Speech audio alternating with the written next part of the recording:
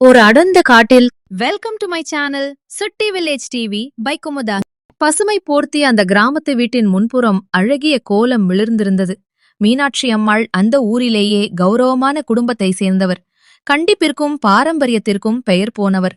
அவர் மகன் கார்த்திக் நகரத்தில் வேலை பார்த்தாலும் வார இறுதி நாட்களில் ஊருக்கு வந்து விடுவான். அவன் மனைவி கவிதா இன்றைய காலத்து நாகரிக பெண். ஆனால் கிராமத்து சூழலுக்கு ஏற்ப தன்னை மாற்றிக்கொள்ள முயற்சிப்பவள். ஆனாலும் அத்தைக்கும் மருமகளுக்கும் இடையிலான அந்த அதிகார போட்டி மட்டும் ஓய்ந்த பாடில்லை. அன்று காலை காப்பி குடிக்கும் போதே புயல் வீசத் தொடங்கியது. மீனாட்சி அம்மாள் தன் பித்தளை செம்பில் காப்பியை உறிஞ்சியபடி, "என்ன கவிதா, இன்னைக்கு காப்பியில சர்க்கரை கம்மியா இருக்கு. நேத்து என்னடானா சாம்பார்ல உப்பு இல்லைங்கிற, இன்னைக்கு சர்க்கரை இல்லையா?" என்று குரலை உயர்த்தினார். சமையலறையிலிருந்து வெளியே வந்த கவிதா, "அத்தை, கார்த்திக்குக்கும் உங்களுக்கும் உடம்புக்கு நல்லது இல்லையேன்னுதான் சர்க்கரைய குறைச்சேன். அதுவும் இல்லாம இந்த மாச பட்ஜெட்ல சர்க்கரை சீக்கிரம் தீந்துடுச்சு" என்று நிதானமாக பதில் சொன்னாள். "பட்ஜெட்டா? என் காலத்துல நான் இந்த வீட்டை எப்படி நடத்தினேன் தெரியுமா? 10 பேருக்கு சமைச்சாலும் ஒரு பிடி அரிசி கூட வீணாக்காது. இப்போ என்னடானா எல்லாம் அளந்து அளந்து நடக்குது" என்று மீனாட்சி அம்மாள் பழைய புராணத்தை தொடங்கினாள். மதியம் கார்த்திக் வீட்டிற்கு வந்தான். வாசலில் நுழையும் போதே அவனுக்கு தெரிந்துவிட்டது, இன்று ஏதோ பெரிய பஞ்சாயத்து காத்திருக்கிறது என்று. அவன் செருப்பை கழற்றிவிட்டு சோபாவில் அமர்ந்ததும் முதல் ஆளாக மீனாட்சி அம்மாள் ஆஜரானார். "கார்த்திக், நீயே சொல்லுப்பா, நான் இந்த வீட்ல வெறும் பொம்மையா? காலையில இருந்து கவிதா பண்றது எனக்கு சரியாவே படல. நான் ஆசைப்பட்டு வளர்த்த அந்த மல்லிகை பூச்செடிய வெட்டணும்னு சொல்றான். அதுல பூக்கிற பூவதான் நான் சாமிக்க வைக்கிறேன். இதுக்கு ஒரு நியாய சொல்லு" என்று படபடத்தார். கார்த்திக் பதில் சொல்வதற்குள் கவிதா அங்கே வந்தாள். "கார்த்திக், நீங்களே கேளுங்க. அந்த செடி ஜன்னல் கிட்ட இருக்கறதால ஏகப்பட்ட பூச்சிகள் உள்ள வருது. அத்தைக்கு ஒவ்வாமை வரும்னு தான் நான் அத அப்புறப்படுத்தலாம்னு சொன்னேன். ஆனா அவங்க நான் எதை சொன்னாலும் தப்பா எடுத்துக்கறாங்க. நேத்து கூட நான் சமைச்ச கீரை கூட்டுல ஏதோ குறை சொன்னாங்க.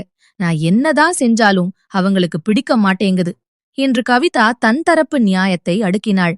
கார்த்திக் 2 பக்கமும் பார்த்தான். ஒரு பக்கம் பெற்ற தாய், இன்னொரு பக்கம் அன்பு மனைவி. "சரி, 2 பேரும் கொஞ்சம் அமைதியா இருங்க. நான் மதியம் சாப்பிட்டுட்டு ஒரு முடிவு சொல்றேன்" என்று நழுவ பார்த்தான். ஆனால் அவர்கள் விடுவதாக இல்லை. "இப்போவே ஒரு முடிவு தெரியணும்" என்று இருவரும் ஒற்றை காலில் நின்றனர். கார்த்திக் மெல்ல எழுந்து நின்றான். அவன் முகம் திடீரென மிகவும் சீரியஸாக மாறியது. "சரி, நீங்க 2 பேரும் சொல்றதுலயும் நியாயம் இருக்கு. அதனால நான் ஒரு தீர்மானத்துக்கு வந்துட்டேன். இது உங்களுக்கு சம்மதமானு சொல்லுங்க" என்றான். இருவரும் ஆவலோடு அவனை பார்த்தனர்.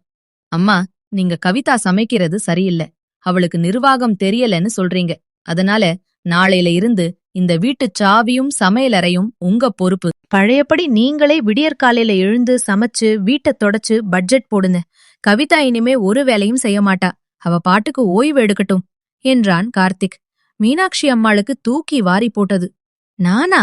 இந்த வயசுலயா? எனக்கு இப்போவே மூட்டு வலி அதிகமா இருக்குப்பா. அதோட கண்ணு வேற சரியா தெரியல. மசாலா அரைக்கிறது எல்லாம் எனக்கு சரிப்பட்டு வருமா?" என்று மெல்ல பின்வாங்கினார். உடனே கவிதா பக்கம் திரும்பிய கார்த்திக், "கவிதா, அத்தை அந்த செடிய வெட்டக்கூடாதுன்னு சொல்றாங்க இல்லையா? சரி, அந்த செடி அங்கேயே இருக்கட்டும். பூச்சிகள் வராம இருக்க நீங்க தினமும் 3 முறை அந்த செடிய சுத்தி மருந்து அடிக்கணும்.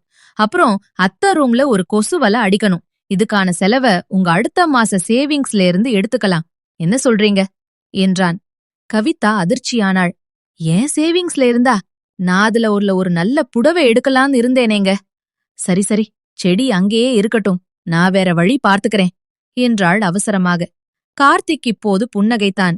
"பார்த்தீங்களா? உங்களுக்குள்ள இருக்கிறது குறைகள் இல்லை, வெறும் ஈகோதான். அம்மா, கவிதா இந்த வீட்டை எவ்வளவோ கஷ்டப்பட்டு கவனிச்சுக்கிறா. அவளுக்கு உங்க ஆதரவு தேவை. கவிதா, அம்மாவுக்கு இந்த வீடுதான் உலகம். அவங்க சொல்ற சின்ன சின்ன விஷயங்கள்ல இருக்கிற அக்கறைய புரிஞ்சுக்கோங்க." மீனாட்சி அம்மாள் மெதுவாக கவிதாவின் கையை பற்றினான். "மன்னிச்சுடு கவிதா. நான் என் காலத்தையே நினைச்சுக்கிட்டு உன்னை கஷ்டப்படுத்திட்டேன். நீ செய்யறது எல்லாம் சரிதான்னு எனக்கு தெரியும். ஆனா அதை ஏத்துக்க என் மனசுக்கு தயக்கமா இருந்தது" என்றார். கவிதாவும் கண் கலங்கினாள். "இல்ல அத்தை, நீங்க எனக்கு அம்மா மாதிரி. நீங்க சொல்றதுல இருக்கிற அனுபவம் எனக்கு வராது. இனிமே நான் எதையும் உங்ககிட்ட கேட்டுட்டு செய்றேன்" என்றாள். அன்று மாலை அந்த வீட்டில் சிரிப்பொலி கேட்டது. மீனாட்சி அம்மாளும் கவிதாவும் அமர்ந்து ஒன்றாக சீரியல் பார்த்து கொண்டிருந்தார்கள். கார்த்திக் ஹாலில் அமர்ந்து செய்தி வாசித்துக் கொண்டிருந்தான். சிறிது நேரம் கழித்து மீனாட்சி அம்மாள் சொன்னார், "கவிதா, அந்த சாம்பார்ல கொஞ்சம் உப்பு கம்மியா தான் இருந்தது.